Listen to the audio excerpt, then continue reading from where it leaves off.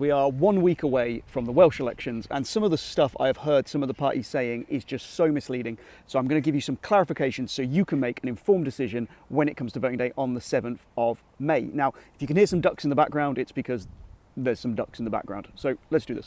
So the first policy that people say they are going to cut is the Nation of Sanctuary. So if you don't know, the Nation of Sanctuary is a Welsh Government scheme to support mainly Ukrainian refugees integrating into Welsh society. So it helps them start businesses, helps them kind of integrate culturally.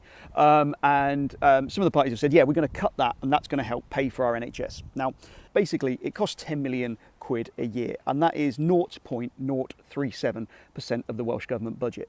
You would need to cut it 12 times to give NHS workers an inflation level pay rise. Like, you can cut it if you want, but it's really going to make no meaningful difference to your ability to deliver different services in Wales, because it's just such a tiny amount of money. The next policy on the chopping block for some of the parties is tree planting Uganda. They get very angry about tree planting in Uganda, and it is true to say that since 2013 the Welsh Government has spent taxpayers' money to plant trees in Uganda. They've planted about 26 million, and that's offset about 25% of Wales's emissions, and part of the rationale is if you're planting trees there, they grow quicker by the equator, but also you don't have to take up as much Welsh farmland. But anyway, putting that aside, the cost is about £270,000 a year, which is basically a 3-bedroomed house in some parts of Wales. When you think about this in terms of the Welsh Government budget, it is 0.001% of the Welsh Government budget. Imagine the Principality Stadium full of people.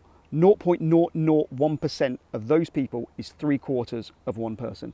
So you can be annoyed at the policy, you can think we shouldn't be doing it, but the idea that this will save any meaningful money for the taxpayer in terms of fixing Wales's problems is just not true.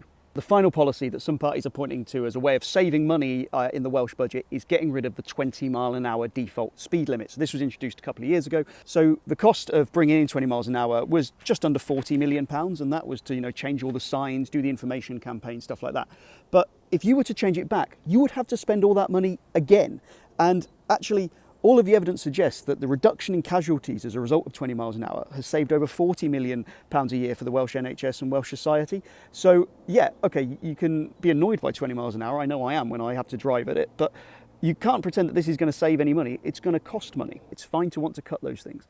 But let's not pretend that for a moment this will make any meaningful difference to Wales's ability to improve our public services, because they are such small amounts of money. And if parties are just talking about cutting these and saying that that's how they're going to improve our NHS or schools, they're just misleading you, because it just isn't true. It's not enough money, and they need much better plans for how they're going to fix Wales's problems. If you like this sort of coverage, you can sign up for my newsletter. It's called the Will Hayward Newsletter. Me and my team cover all sorts of things about Wales and do deep dives into the issues that matter. Cheers.